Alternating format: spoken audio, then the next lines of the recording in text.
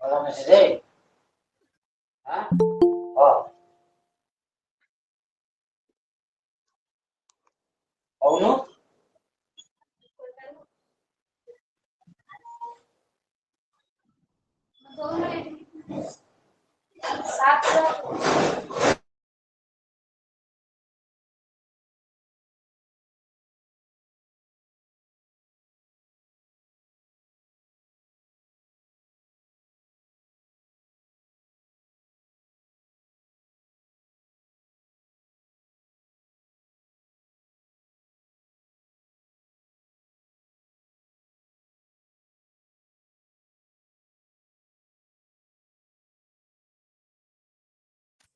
प्रणाम सर। प्रणाम सर। प्रणाम जी, सभी को प्रणाम। 2 मिनट वेट कर लेते हैं, फिर क्लास शुरू करेंगे, ठीक है।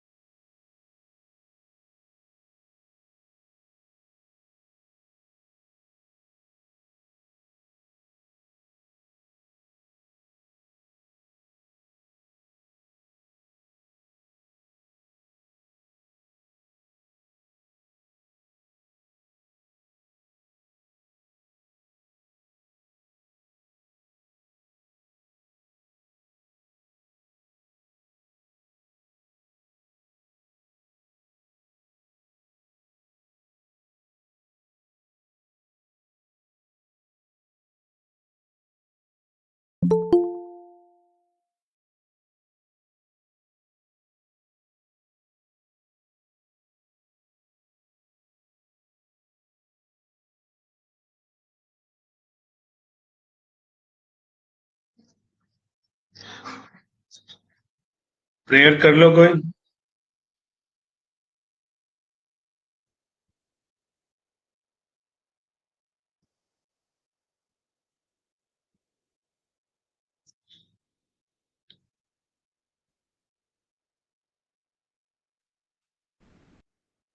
प्रेयर कर लो, प्रेयर कोई है कोई?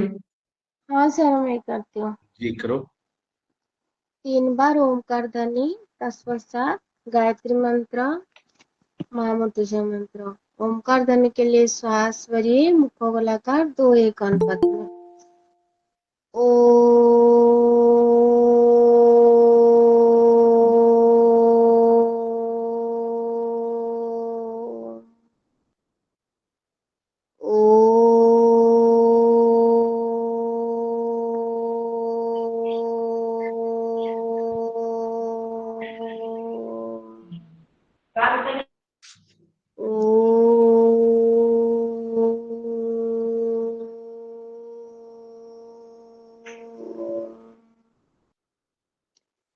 ॐ भूर्भुवः स्वः तस्य वितुर्वरेण्यं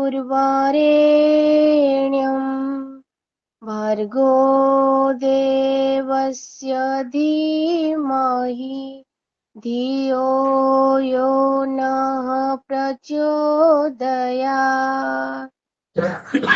ॐ त्र्यम्बकं यजामहे सुगन्धि पुष्टिवर्धनम् उर्वारुकमिव बन्धनात् मृत्युर्मुक्षीयमामृतात्। दोनों हाथ को जोर से घसे, हाथों की उष्णता आंखों में स्पर्श करें। ओम शांति शांति शांति। चलो जी, आप सबको सादर नमस्कार। दीपावली प्रणाम सहित सर। आने वाले सभी पर्वों के लिए हार्दिक शुभकामना। क्योंकि आज के बाद फिर सेशन मैं लूंगा नहीं, तो पहले आप सबको शुभकामना दे दें। और आज आप लोगों की चॉइस के अकॉर्डिंग मुझे पढ़ाना था, तो मेरे पास तो कोई चॉइस आया नहीं, तो कायदे से मुझे क्लास लेना नहीं चाहिए, है ना। लेकिन मुझे दीपावली की शुभकामना देना था, तो क्लास लेना ही था। चलो कोई बात नहीं। आज हम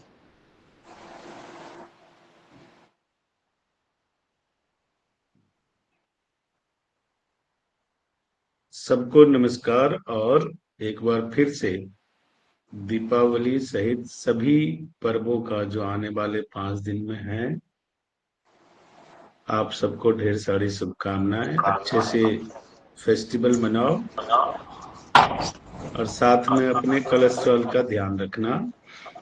सर सर आपको आपको भी भी बहुत बहुत बहुत बहुत अपने सर राधे राधे, आपको अपने भी बधाई। आप जी, अपने जी जी। कॉन्स्टिट्यूशन का ध्यान रखना, अपने प्रकृति का ध्यान रखना। फेस्टिवल का मतलब ये नहीं होता है कि हाथ पैर छोड़ दो, जो मर्जी हो खाओ, जो मर्जी हो करो, ऐसा नहीं होता है। फेस्टिवल आपके लिए लाइट लेके आता है, राइट, न्यू पाथ लेके आता है। इन दैट वे फेस्टिवल को सेलिब्रेट करना है। You all people are going to be a naturopathy practitioner, yogic practitioner, तो आपकी जिम्मेदारी और बढ़ जाती है, राइट। हम जैसा बिहेव करते हैं, हमारी व्यक्तित्व वैसा ही निखर के आता है।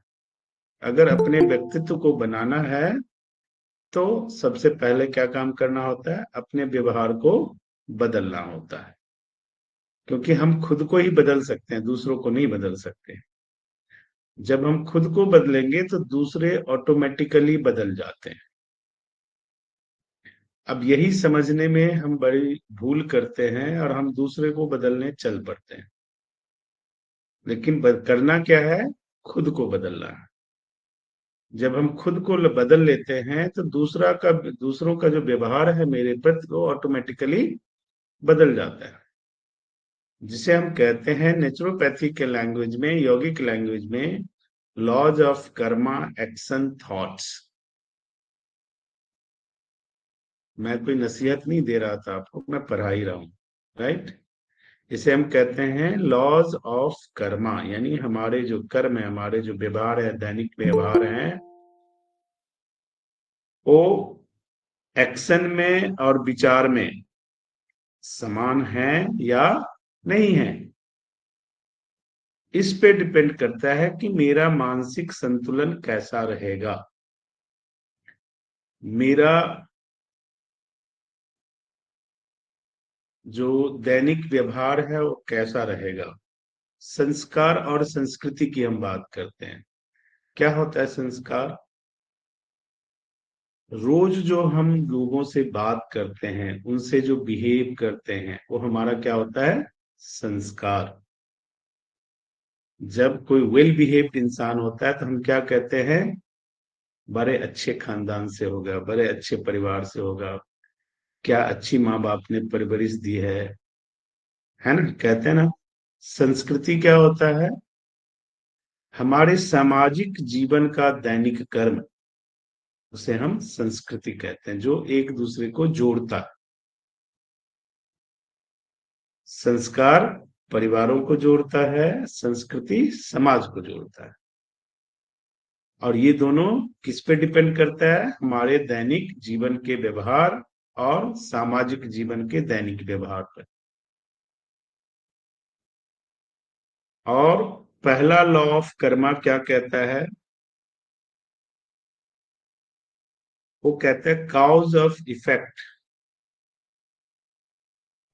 आपके ऊपर कोई प्रभाव पड़ता है, उसका कारण क्या होता है?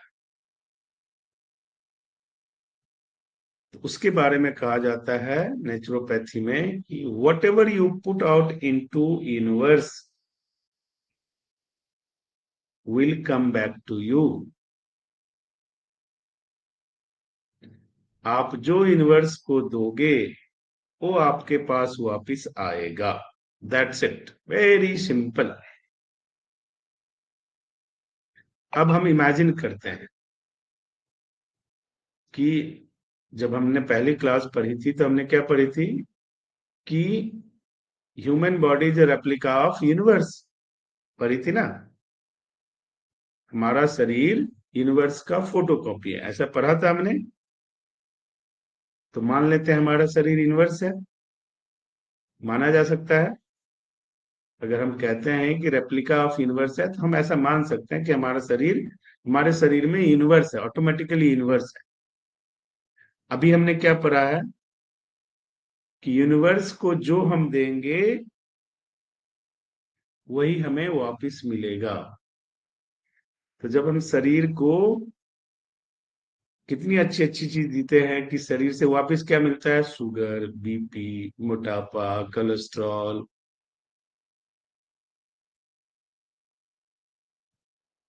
इसी को आप रिवर्स कर दो तो क्या होगा?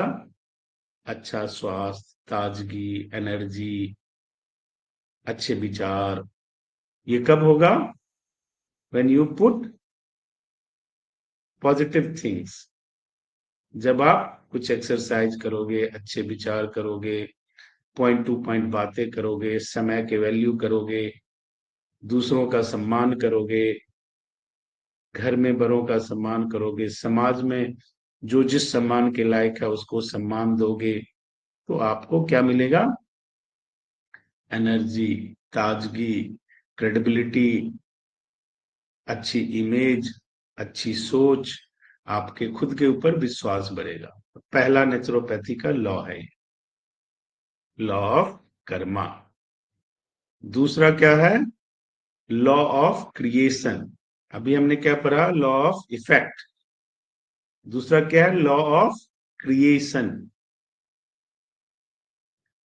इसके बारे में कहा जाता है कि life does not happen by itself, we need to make it happen. जीवन में अपने आप कुछ नहीं हो जाएगा, आपको करना पड़ेगा। इसी को कर्म कहते हैं। कई दफा ये तर्क दिया जाता है कि जब भगवान की मर्जी से सब कुछ होता है तो फिर हो जाएगा, हम क्यों करें? भगवान की मर्जी से तब होगा जब आप कर्म करोगे। कर्म नहीं करोगे तो फिर कुछ नहीं होना। तो इसलिए बहुत इंपॉर्टेंट है। आपके पहले क्लास में हमने पढ़ा था थॉट प्रोसेस, उसका तन और मन पर प्रभाव। पहला क्लास यही किया था हमने। तो बहुत, क्योंकि ये दिखाता है, डिस्प्ले करता है किस चीज को, लॉ ऑफ क्रिएशन को। तीसरा क्या है, लॉ ऑफ ह्यूमिलिटी। हमारे सामने डिफरेंट डिफरेंट सिचुएशन आता है, प्रैक्टिकल लाइफ में भी, बीइंग अ नेचुरोपैथिस्ट, बीइंग अ यौगिक, उस लाइफ में भी मैं किसी को ट्रीटमेंट दे रहा हूं, उसको प्रॉब्लम कुछ ज्यादा हो गई या कुछ रिएक्ट कर गया, एक वर्स सिचुएशन हमारे सामने आ जाता है क्योंकि ट्रीटमेंट हमने दिया है। इसके बारे में क्या कहा जाता है, one must accept something in order to change it. जो बदलाव आने वाला है उससे पहले कुछ तो हलचल होगी। वो बदलाव क्या आएगा आपको नहीं मालूम है, लेकिन बदलाव आने से पहले कुछ हलचल होगी। You have to accept it. Sir ये कौन सा लॉ है, law of humility, humility? HUMILITY। अगर आप उसको एक्सेप्ट नहीं करोगे तो आप पीछे रह जाओगे, आप उस परिवर्तन का हिस्सा नहीं बन सकते। अगर आपको उस परिवर्तन का हिस्सा बनना है तो you have to accept it. उसके बाद द लॉ ऑफ ग्रोथ।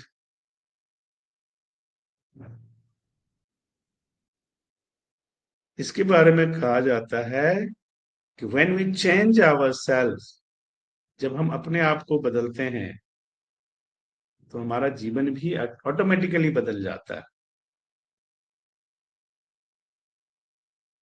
जैसे फॉर एग्जाम्पल, आपने 15 दिन अपने शरीर पे काम किया, एक्सरसाइज किया, टाइम टेबल बना लिया, तो 15 दिन बाद आपको ऐसे पूछने वाले लोग ऑटोमेटिकली मिल जाएंगे, क्या कर रहे हो आजकल, तुम्हारा तो चेहरा ही बदल गया, ऐसा क्या जादू कर लिया तुमने, बोलते हैं ना लोग। तो लॉ ऑफ ग्रोथ का नेचर क्या है, हमें पहले खुद को बदलना है, जीवन खुद ही बदल जाएगा।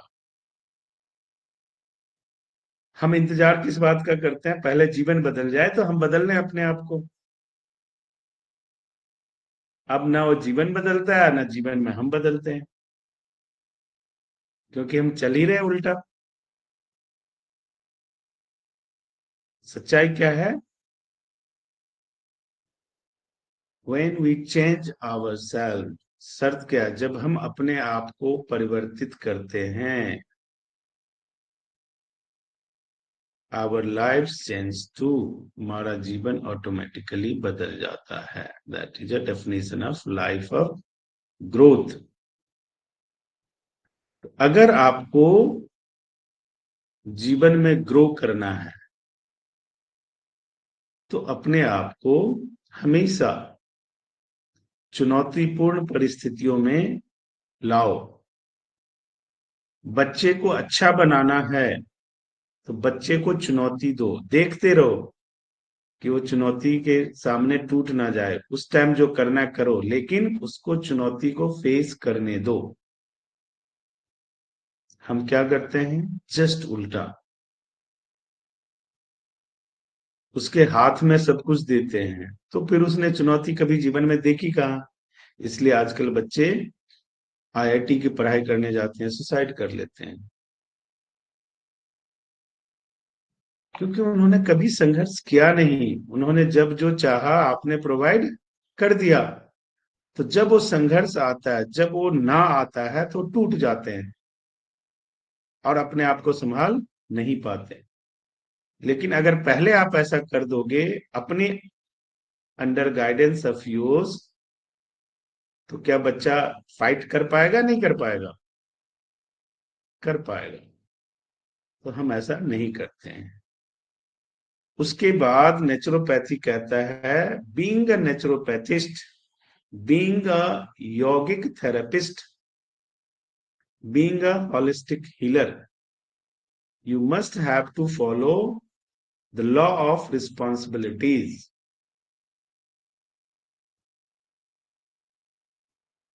We must take responsibility for what is in our lives.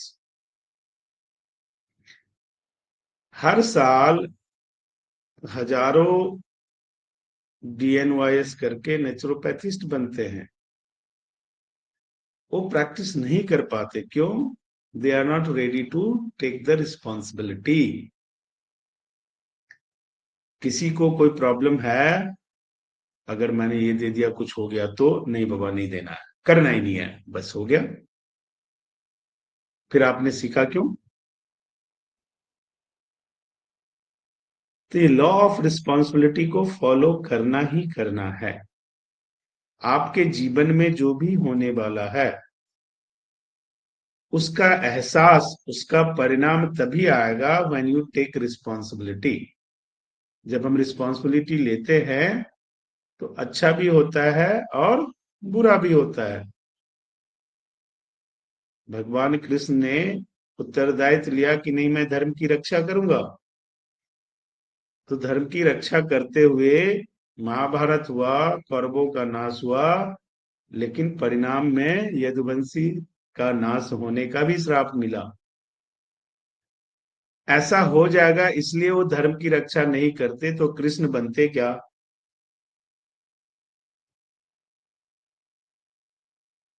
एक चीज कभी नहीं होगी, सारी चीजें अच्छी आपके जीवन में नहीं हो सकती।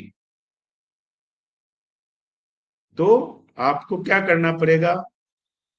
वो अच्छा रहे, आपका इमेज अच्छा बने, आपकी क्रेडेंशियल अच्छी रहे, तो क्या फॉलो करना है? The law of responsibility. आपने जो किया उसकी जिम्मेदारी लो। गलती सही होना तो सामान्य सी बात है, इंसान से होगी ही होगी। गलती हुई तो उससे सीखो, सही हुई तो उसको एंजॉय करो, उस पर घमंड मत करो और कुछ नया करने की कोशिश करो। अकॉर्डिंग टू द नेचुरोपैथ, प्राकृतिक चिकित्सा और योग के स्टूडेंट हैं आप लोग, तो इसको जानना समझना बहुत जरूरी है। आप जो पढ़ रहे हो उसके लिए उत्तरदायित्व आपकी बनती है। आप जो ट्रीटमेंट दोगे उसकी उत्तरदायित्व आपकी बनती है। इसलिए हम आपके समक्ष आते हैं, आपको पढ़ाते हैं, आपको समझाते हैं। कोई प्रॉब्लम है तो हम अपना नंबर शेयर करते हैं कि आप पूछो, कहीं हिचक रहे हो, होगा। जब आप नए नए जाओगे तो प्रॉब्लम तो होगी ना, आपको नहीं, ये तो स्वाभाविक सी बात है, इससे घबराना क्या? सर आपने तो टाइम दे रखा है, उसके बाद भी कैसे बात करेंगे फिर? चलो पहले पढ़ लेते हैं फिर बात, राइट? तो यू हैव टू फॉलो। जाओ तो सही, चुनौती लो तो सही, करो तो सही। आप लोगों के पास पूरी फैकल्टी है, आप बात करते हो, फोन करते हो, तो कोई जवाब नहीं मिलता है क्या? मिलता है ना। आपको समझाया जाता है ना, तरीका बताया जाता है ना, तो किस बात का डर है फिर? अब रिस्पॉन्सिबिलिटी तो लेना पड़ेगा। I am not there, front में कौन है? आप हो, तो you have to take the responsibility. तो इस फील्ड में आगे बढ़ने का ये भी एक बहुत महत्वपूर्ण चीज है, जिसको आपको सीखना है, जिसको आपको समझना है। इसलिए आज तो मैंने थोड़ी साइड अलग इफेक्ट सी का डर रहेगा सर। हाँ अगर जी। अगर कुछ गलत हो गया तो शायद कुछ साइड इफेक्ट हो जाए, उसका थोड़ा डर रह सकता। जब आप रिस्पॉन्सिबिलिटी के साथ करोगे तो गलत होगा ही नहीं। क्यों? सबसे क्योंकि ज्यादा अगर डायग्नोसिस आपको नहीं समझ में आएगा तो पहले आप पूछोगे, यस सर। तो जब पूछोगे तो गलत होने का चांस कम हो जाता है। मैं ऐसा कम। नहीं कह रहा हूं कि, क्योंकि डायग्नोसिस इंपॉर्टेंट है, अगर चीजों की प्रॉपर डायग्नोसिस हम कर पाए तो फिर प्रॉब्लम नहीं है। प्रॉब्लम फर्स्ट स्टेप में ही है कि हम डायग्नोज ठीक नहीं करते। तो हमें वो सीखना है, वो हुनर सीखना है, तब जाके बात बनेगी। अब हमने 5 लॉ पढ़े नेचुरोपैथी के। जनरली जब नेचुरोपैथी पढ़ाया जाता है तो नेचुरोपैथी के 10 मूल सिद्धांत पढ़ाए जाते हैं। लेकिन मैं जब नेचुरोपैथी पढ़ाता हूं तो मैं नेचुरोपैथी को लॉ ऑफ कर्मा से जोड़ के पढ़ाता हूं, ताकि आपको समझ आए, आपके दिमाग को टच करे, आपके दिल को टच करे, आपके इमोशन को टच करे, आपकी रिस्पॉन्सिबिलिटी का एहसास आपको हो, आपके कर्म का एहसास आपको हो। सर अगर वो लास्ट एहसास क्वेश्चन नहीं है तो आप प्रैक्टिस नहीं कर पाओगे। I know it. नेक्स्ट हम बात करते हैं नेचुरोपैथी में, नेक्स्ट लॉ है law of connection. The past, the present and future are all connected. जब हम, अब यहां देखो, जब हमने पहला लॉ क्या पढ़ा, whatever you put out in to the universe will come back to you. तो जो हम यूनिवर्स को देते हैं वो फ्यूचर का पास्ट हुआ ना, जब हमें वापस मिलेगा। तो पास्ट में हमने क्या किया था, मैंने किसी को चीटिंग करके 10,000 रुपए का मेडिसिन बेच दिया था, ये मेरे कर्म हुए। अब लाइफ के 20 साल बाद जाके मुझे 2 लाख का मेडिसिन कोई और चीट करके बेच गया, ये कनेक्ट हो गया एक दूसरे से। ये ऐसा क्यों हुआ, बिकॉज 15 साल पहले मैंने ऐसा किया था। क्योंकि पहला सिद्धांत क्या है, पहला लॉ क्या है, whatever you put out in to the universe, आप जो करोगे आपको वापस वही मिलेगा। तो मैंने चीट किया तो मुझे वापस क्या मिला, कर्म पास्ट और का फ्यूचर में फल। कनेक्शन हो गया। पास्ट और फ्यूचर में कनेक्शन हुआ या नहीं हुआ। जी sir. So you have understanding to understand. आप में वो गहराई होनी चाहिए कि आप ये समझ सको कि आज जो कई लोग आपको मिलेंगे जो कहेंगे, अच्छा कहीं जाएंगे बैठेंगे, आपको कहेंगे अरे 5 साल बाद यहाँ ये होने वाला है, ध्यान रखना। How they are able to speak, उनके अंदर वो गहराई होती है, वो समझ होती है, लॉ ऑफ कर्मा को समझते हैं। तो यही है the law of connection, past, present और फ्यूचर। भगवान कृष्ण ने क्या कहा,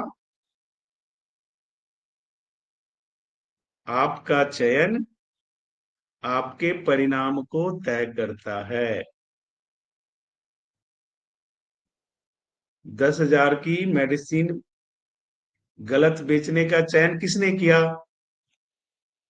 मैंने। तो गलत मेडिसिन बेचने का परिणाम क्या हुआ, मुझे 2 लाख का चूना लगा। काम का चयन किसने किया, मैंने। फिर कर्म परिणाम देता ही है, उसको कोई नहीं रोक सकता। दुनिया में कोई ऐसा बना ही नहीं जो उसको रोक, जब भगवान नहीं रोक पाए तो हम क्या रोकेंगे। लेकिन वो परिणाम आने में जितना वक्त लगता है तब तक वी फील कि नहीं, देखो मेरे हक में सब कुछ है, मैं जैसा चाहूंगा वैसा होगा। बल्कि ऐसा होता नहीं है, यही भ्रम है। So law of connection, past, present और फ्यूचर का कनेक्शन जब आप समझने लग जाओगे तो आप अपने आप पॉजिटिव थॉट के इंसान बन जाओगे, आप अपने आप बेहतर करने लग जाओगे, और आप जो करोगे उससे बेहतर रिजल्ट भी मिलने लग जाएगा। बेहतर रिजल्ट के लिए पहले क्या करना है, लॉ ऑफ कनेक्शन ही देखो। बेहतर रिजल्ट के लिए पहले क्या करना पड़ेगा, बेहतर सोच।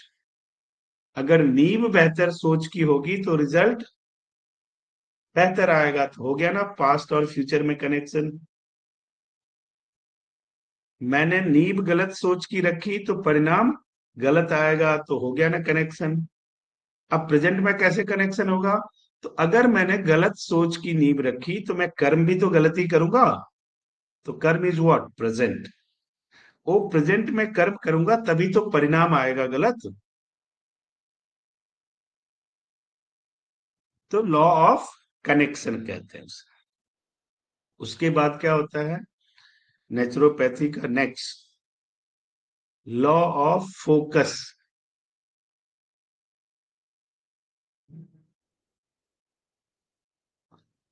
प्रकृति कहता है we can not think of two different things at the same time.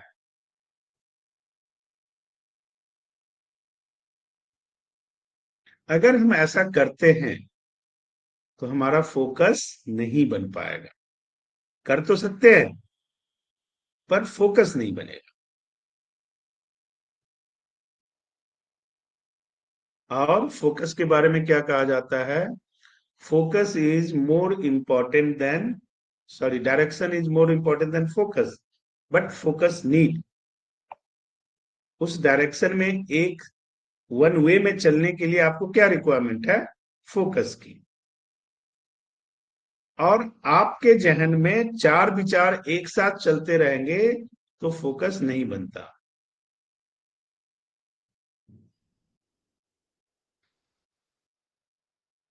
एक मिनट।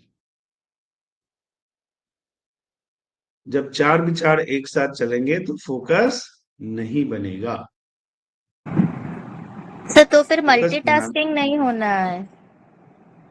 हाँ जी, तो फिर मल्टीटास्किंग इज नॉट गुड। याद किसको किया जाता है?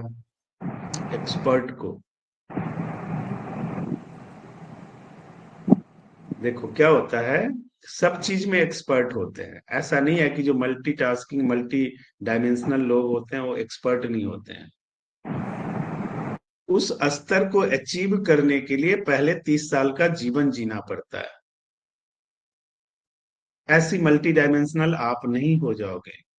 पहले आप एक्सपर्ट बनते हो, फिर लोग आपको सुनना शुरू करते हैं। तो एक्सपर्टीज का ऑरा इतना प्रभावशाली होता है कि वो आपको मल्टी डायमेंशनल बना देता है। लोग ये मानने लगते हैं आप जो कहोगे वही ठीक होगा। उसके लिए पहले आपको क्या बनना है? एक्सपर्ट। एक्सपर्ट बनने के लिए क्या चाहिए? डायरेक्शन और फोकस।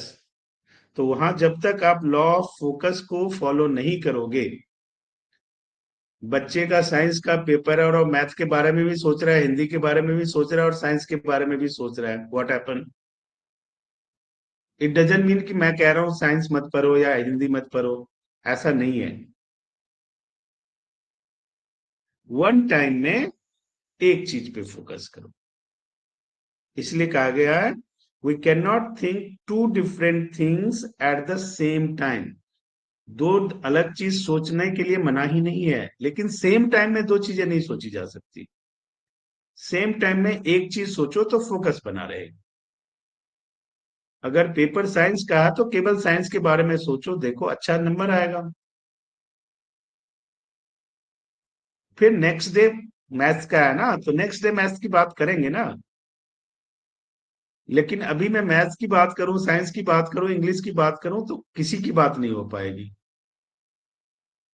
तो अपनी प्रैक्टिस में भी इस बात का ध्यान रखना है। मैंने पहले ही सेशन में क्या कहा था, सब कुछ आप नहीं कर सकते, इसलिए सारी बीमारी को ठीक करने के लिए मत जाओ। आपका स्ट्रेंथ क्या है उसको पहचानो और केवल उस पर्टिकुलर एरिया में काम करो, आप अपने आप एक्सपर्ट बन जाओगे। अदरवाइज यही नियम लागू होता है कि आपका फोकस नहीं होता और फिर पेट दर्द भी ठीक नहीं कर पाते हो और सोच लेते हो कैंसर ठीक करने का। इसको थोड़ा सा ध्यान रखें। उसके बाद सबसे बहुत इंपॉर्टेंट चीज जो नेचुरोपैथी, प्राकृतिक चिकित्सा, योग हमें सिखाता है, लॉ ऑफ गिविंग हॉस्पिटैलिटी।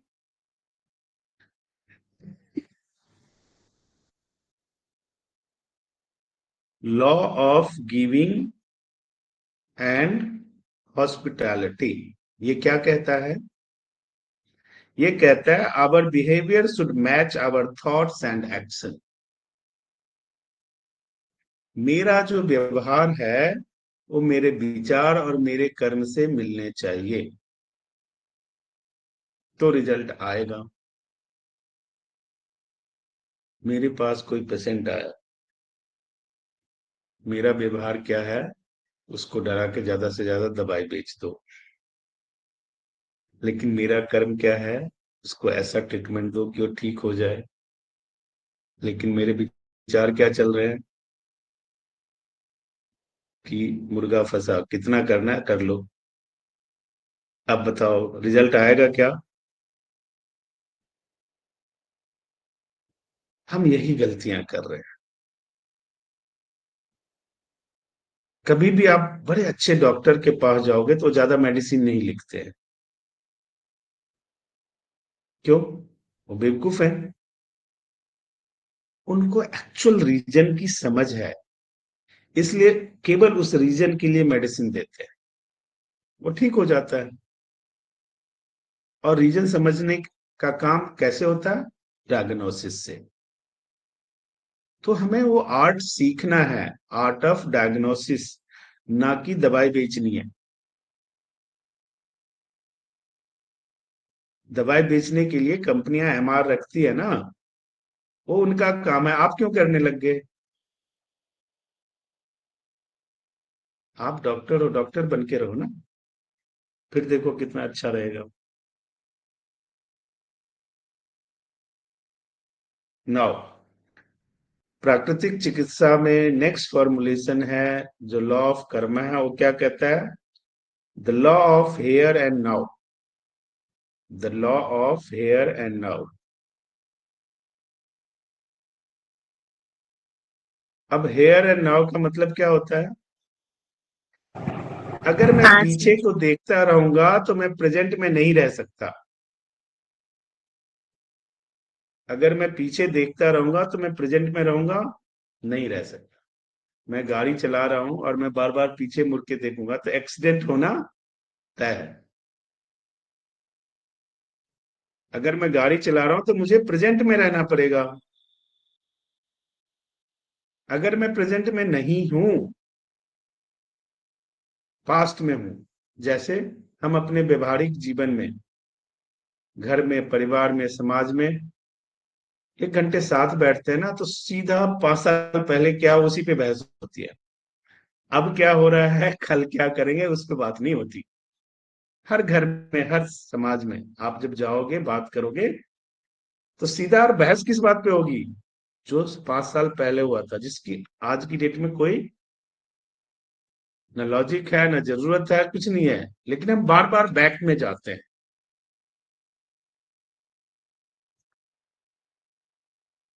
तो प्रेजेंट में रहना है तो बैक को भूलना पड़ेगा। भगवान क्या कहते हैं? अच्छा, गलती हो गई, मान लिया गलती हो गई, लिव इट,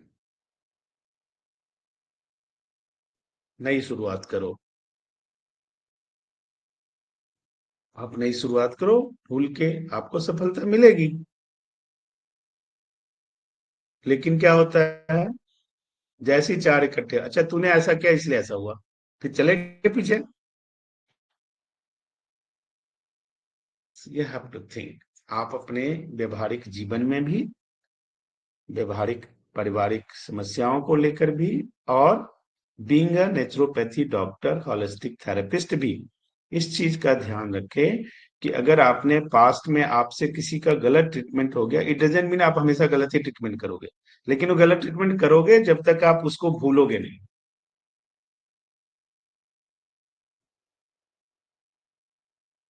बड़े सारे डॉक्टर ऑपरेशन करते हैं, कई लोग मर जाते हैं, तो क्या डॉक्टर ऑपरेशन करना छोड़ देते हैं? अगर वो यही याद करते रहेंगे, अरे वो तो मर गया था, अब तो उनके हाथ ही कांपने लग जाएंगे, तो फिर क्या होगा? ऑपरेशन। तो इसका ध्यान रखना।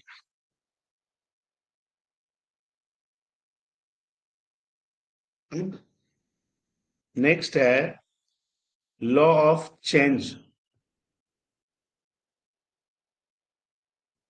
Law of change. ये क्या कहता है? History repeats itself until we learn from it and change our path। इतिहास तब तक अपने आप को दोहराती रहती है जब तक कि हम उससे सीख नहीं लेते और अपना रास्ता नहीं बदल लेते। तो अगर आगे बढ़ना है, सफल होना है, अच्छा प्रैक्टिशनर बनना है, तो आपके पहले जो इस फील्ड में लोगों ने काम किया है उनसे आपको सीखना पड़ेगा, उनकी अच्छाइयों से भी और उनकी गलतियों से भी। जब तक आप ऐसा नहीं करोगे तो आप अपना रास्ता अलग नहीं बना सकते, और रास्ता अलग नहीं बनेगा तो आप आगे बढ़ नहीं सकते। क्यों? क्योंकि याद उसको किया जाता है जिसका कुछ फंडामेंटल होता है, फोटोकॉपी को याद नहीं किया जाता।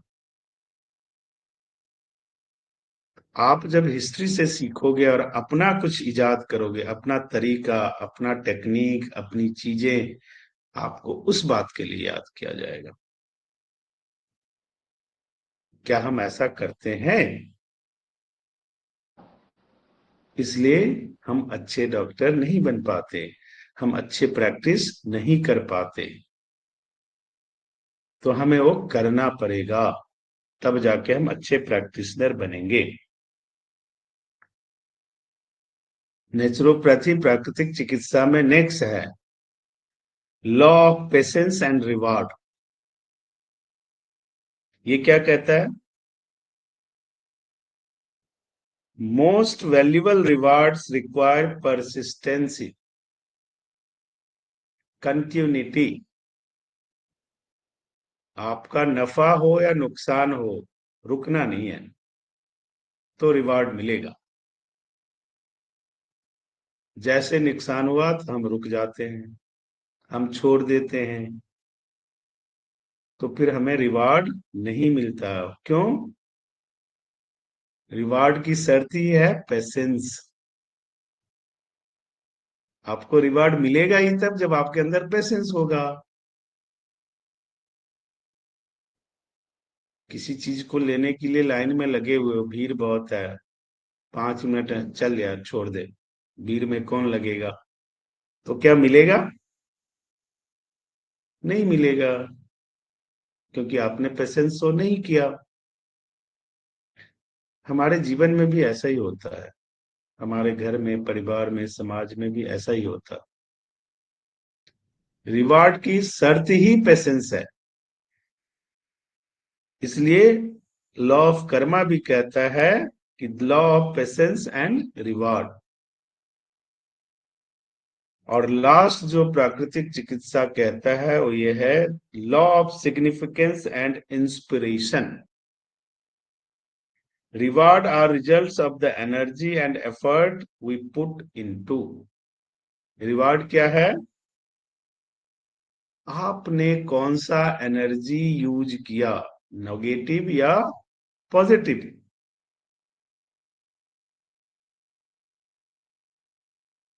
और उसको पाने के लिए एफर्ट क्या डाला, रिवार्ड उसी के अनुकूल आएगा। पेड़ लगा दिया, देखने नहीं गए और 10 साल बाद देखने जा रहे हैं कि अच्छा पेड़ लगा हुआ है कि नहीं, तो कैसा रिवार्ड होगा? पेड़ लगा दिया, हर एक दूसरे तीसरे दिन जाके देखते हैं, उसमें पानी डालते हैं, कैसा रिवार्ड होगा? तो जब इस लॉ और कर्मा लॉ ऑफ थॉट्स को आप समझोगे, 12 जो मैंने लिखवाए हैं आपको, तो आपको पता चला सब कुछ तो मेरे हाथ में है। मुझे तय करना है कि मुझे क्या पाना है, मुझे तय करना है कि मैं क्या पा सकता हूं, मुझे तय करना है कि मेरा व्यक्तित्व कैसा हो सकता है। लेकिन हमेशा ये सारा डिसीजन हम दूसरों के हाथ में देते हैं। वाई? ड्यू टू ये जो 12 पॉइंट्स है, हम उसको फॉलो नहीं करते हैं जीवन में। तो आप लोग इसको फॉलो जरूर करें। आज स्पिरिचुअल बातें ज्यादा हो गई, लेकिन ये जरूरी थी, क्योंकि मैं हमेशा चाहता हूं कि आप सर लोग कुछ बेहतर आपने करें। आपने तो बेहतर इम्पोर्टेंट करने के लिए आपका बेहतर इंसान बनना बहुत जरूरी है। सर आपने और इम्पोर्टेंट बेहतर पार्ट तो चैप्टर तो रोक के रखा था, हम लोगों से पूछ रहे थे कि बताइए क्या कुछ। तो इम्पोर्टेंट चीज मैंने बोला ना, रिवार्ड। अगर आप रोज क्लास नहीं करते तो ये रिवार्ड मिलता है आपको। चलिए, अब चूंकि जो भी 8-10 क्लासें मैंने लिया है, तो एक उसकी शॉर्ट नोट पढ़ते हैं कि स्वस्थ रहने के लिए कौन कौन सी जरूरी बातें हैं जो हमें फॉलो करना ही चाहिए। अगर हम नहीं करेंगे तो हम हेल्दी नहीं रह सकते। सिंपल है, नेचुरोपैथी में या किसी में भी जाओगे, try to wake up early in the morning. ठीक है, पहली शर्त है सूर्योदय से पहले उठ लो। मैं नहीं कह रहा 3 बजे उठो, 4 बजे उठो, लेकिन जो सूर्योदय का समय होता है 6:30, 6, इतना में तो उठा ही जा सकता है। ऐसा नहीं है कि वो नहीं उठा जा सकता है पहले। दूसरा, गर्म पानी से कभी मत नहाओ, क्योंकि गर्म पानी से नहाओगे तो आपके टिश्यूज वीक हो जाएंगे। ये साइंटिफिक है, मैं कोई आपको धार्मिक बातें नहीं बता रहा हूं। ठंडे पानी से नहाओगे तो आपके मसल्स स्ट्रांग होंगे। ठंडा का मतलब मैं ये नहीं कह रहा हूं कि चिल्ड पानी से नहाओ। अकॉर्डिंग टू द मौसम उसको गर्म करने के बजाय थोड़ा सा नॉर्मल कर दो, इतना तो कर ही सकते हो। क्यों? क्योंकि अगर आप गर्म पानी से नहाओगे तो आपके शरीर की इम्यूनिटी वीक होगी, आंखों की रोशनी कम हो जाएगी, आपकी ब्रेन पे उसका गलत परिणाम पड़ेगा। गर्म पानी के नहाने से आपकी ब्लड वेसल्स फैल जाते हैं,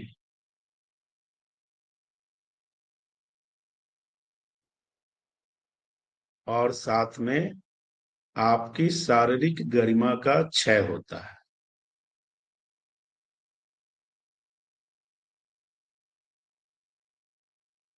मैं बार बार कह रहा हूं कि सर्दी का मौसम आएगा तो आप कहोगे इतने ठंडे पानी से कैसे नहाया जाएगा। मैं क्या कह रहा हूं, उस पानी को नॉर्मलाइज करना है, गर्म नहीं करना है। भाई 3 डिग्री टेम्परेचर है तो ऑब्वियसली पानी का टेम्परेचर भी उतना ही होगा।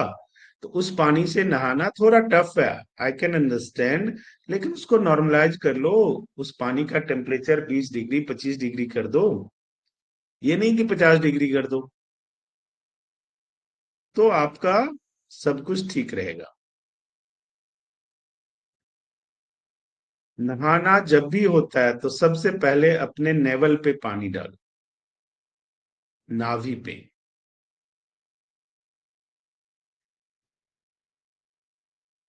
नाभि को क्या कहा जाता है? जन्म द्वार। हमारा जन्म नाभि से ही जुड़ा है। नाभि में इतनी क्षमता है कि अगर आपका उसको आकलन करना आ जाए तो आप नाभि देख के किसी को बता दोगे कि उसकी एज कितनी होने वाली है। सर नाभि सॉरी में सर, इंटरप्ट कर रही हूँ सर, बट हमारे यहाँ बोलते हैं नहाने के बाद नाभि में पानी मारना है। मतलब अगर गर्म पानी से नहाते हो तो ठंडा पानी मारना है नाभि पे। पता नहीं, जो हो सकता है उनके पास नॉलेज ज्यादा हो, मेरा कम है। तो मैं जो नहीं। सही समझता हूँ वो आपको बता रहा हूँ। देखो देखो, सबसे पहली बात मैंने बोला कि गर्म पानी से तो नहाना ही नहीं है। जी सर।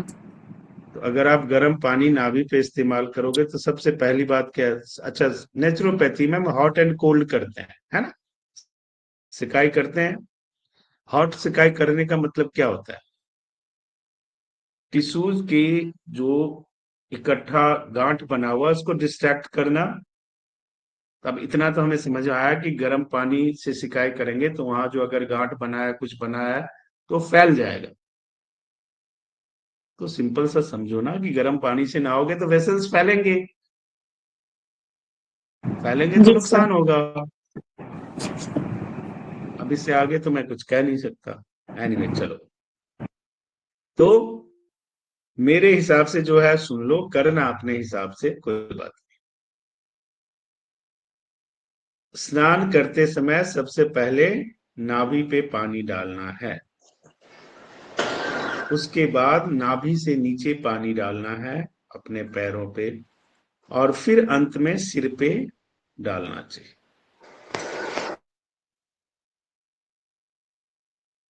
इसका ध्यान रखना। डेली लाइफ में जो भी खाना आप खाते हो, इंटेक करते हो, उसमें छिलके का बड़ा इंपॉर्टेंट रोल होता है।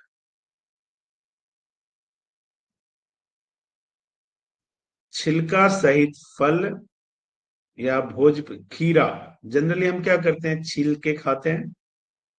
ऐसा कभी नहीं करना चाहिए।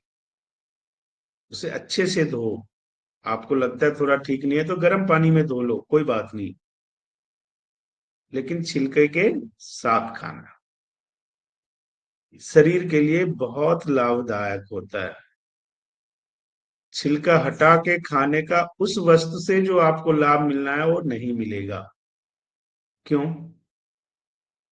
एक्चुअल पोषक तत्व छिलके में ही होता है। इमेजिन करो कि पाकिस्तान बॉर्डर से आर्मी हटा दिया जाए, क्या होगा?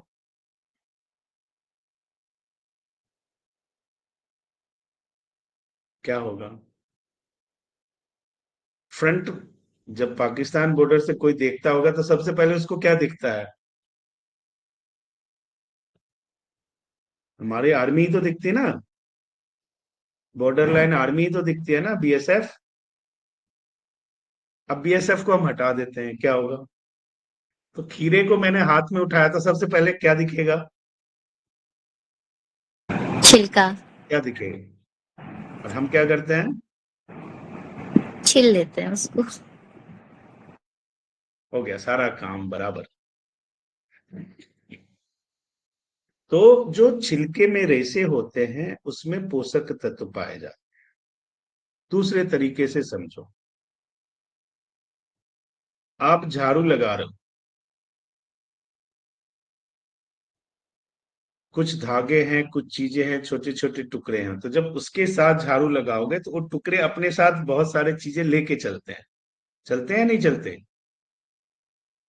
उसी तरह जब आप छिलका खाते हो तो आपके शरीर से जो टॉक्सिन है उसको इरेडिकेट करने में वो बहुत बड़ा रोल प्ले करता है। इसलिए आपको छिलके सहित खाना चाहिए ताकि आपकी पेट की सफाई अच्छे से होने लग जाए। आज की डेट में कंस्टिपेशन के शिकार 90% लोग हैं ही इसीलिए कि पानी पौष्टिक है या नहीं उससे मतलब नहीं है, सुंदर दिखना चाहिए। सब्जी पौष्टिक है या नहीं है, सुंदर लगना चाहिए देखने में। और सुंदरता देखने वाले के आंखों में होती है, सुंदर कोई होता नहीं। और सुंदरता बिजली की करंट जैसा होता है, बड़ा तेज मारता है। सो बी केयरफुल, सुंदर चीजें बाजार से खरीद के नहीं खा। पत्तेदार सब्जियां खाना ही खाना है, किसी भी हालत में खाना, क्योंकि आज की डेट में पत्तेदार सब्जियां बहुत कम बच्चे खाते हैं। जैसे पालक है, मेथी है, बथुआ है, सरसों का साग है, चौलाई है, सहजन के पत्ते, मोरिंगा का नाम सुनते हो ना, ड्रमस्टिक, उसके पत्ते हैं, पत्ते की गोभी है। एक्चुअल जितनी विटामिन डेफिशिएंसी है ड्यू टू दिस, क्योंकि सारे विटामिन इनमें पाए जाते हैं और हम इसको खाते ही नहीं। इसलिए सबके अंदर आज की डेट में 90% लोगों में विटामिन डेफिशिएंसी पाया जाता है। किसी में D3 कम है, किसी में B12 कम है, किसी का मल्टीविटामिन कम है, किसी का कुछ कम है, किसी का कुछ कम है। क्योंकि इन सब चीजों को तो हम भूल ही गए हैं, कोई खाने को राजी है ही नहीं। हरे सर और पत्ते हरे सर और पत्तेदार सब्जियों में रेशे बहुत होते हैं, और रेशे भोज्य पदार्थ के लिए बहुत लाभदायक होता है। एक सर मिनट। पत्तेदार सब्जी खाने के लिए लोग मना करते हैं, हेलो, कैसे थायराइड बढ़ता है। प्रणाम सर, जय हो। मैं पत्रकार, हाँ जी, हाँ बैठा हूँ, थोड़ा क्लास में हूँ, आधे घंटे में जी जी जी। सर पत्तेदार सब्जी क्या कहते हैं, फूल गोभी पत्ते वाली सब्जी अरे, गोभी खाने से थायराइड बढ़ता है। मैंने तो अभी तक देखा नहीं पढ़ते हुए, आप लोगों ने देखा हो तो अलग बात है। जी। ठीक है, तो ये हमें खाना चाहिए।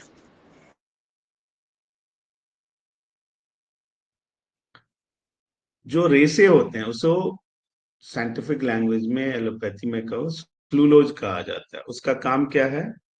शरीर में अवांछित तत्वों यानी टॉक्सिन को धकेलकर आपके शरीर से बाहर निकालना। अब आप इमेजिन करो कि आप वो खाओ ही ना, तो क्या होगा? शरीर में जो चीजें हैं वो एज इट इज वहीं रहेगी, वहीं रहेगी, तो क्या होगा?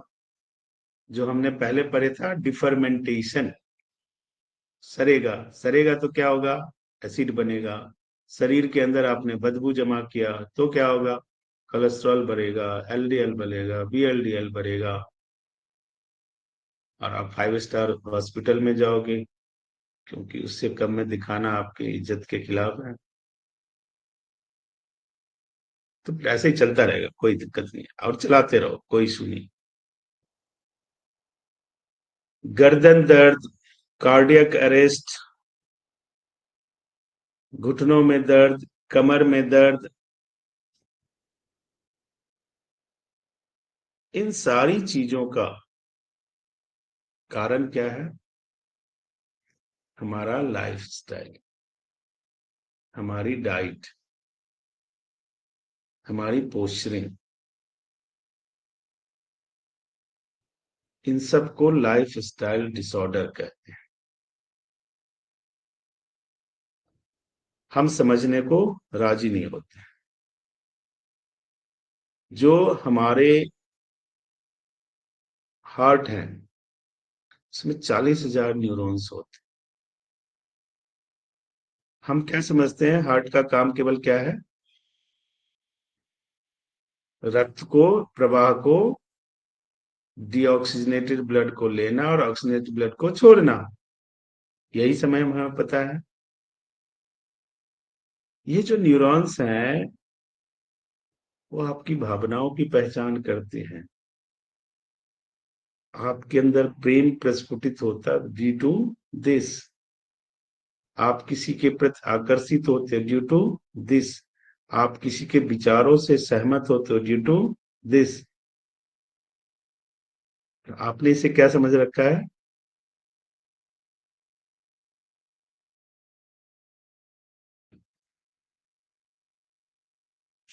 नजरिया बहुत बड़ा काम करता है, तो अपना नजरिया चेंज करें।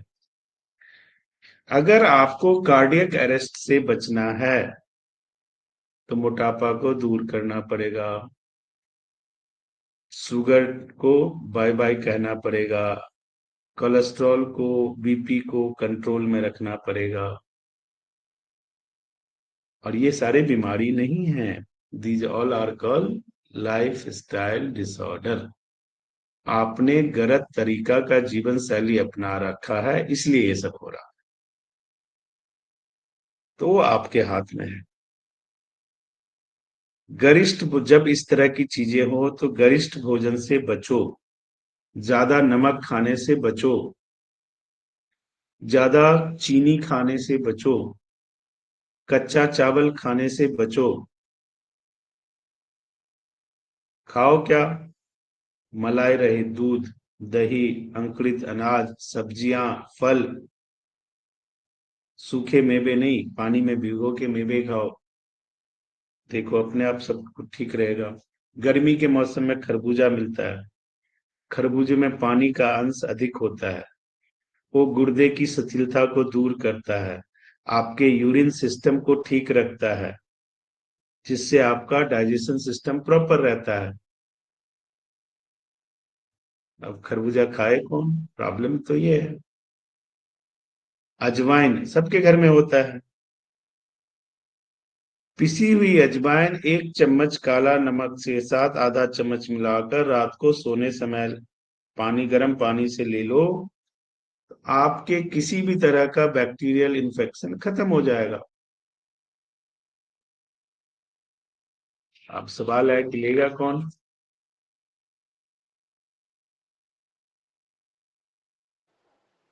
अरे औजनी भून के ऐसे खाए? कब्ज खत्म हो जाएगा।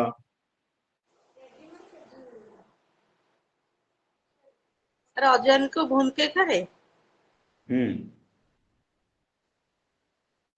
आपको जुकाम है, पुराने जुकाम है, क्या करो? 2 चम्मच